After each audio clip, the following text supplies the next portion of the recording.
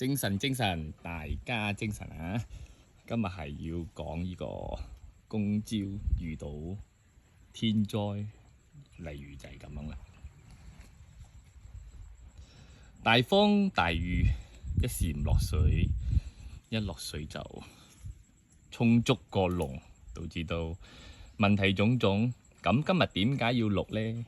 用廣東話嚟做呢個對比呢，就係事關都係一個冷知識俾大家知道。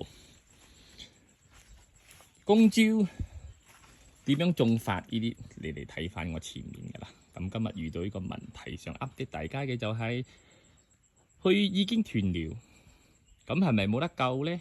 又唔係喎，其實係可以救到嘅喎，但係就要睇翻呢個公招本身嘅體質，佢仲有多少層次個線，可唔可以輸出俾到佢嘅依個種，即係佢嘅仔。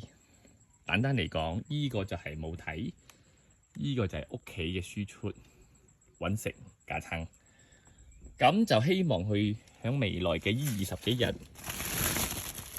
會向到咁樣嘅情面，可以俾到一個大家嘅真正嘅答案。So，請大家留意我啦，唔該。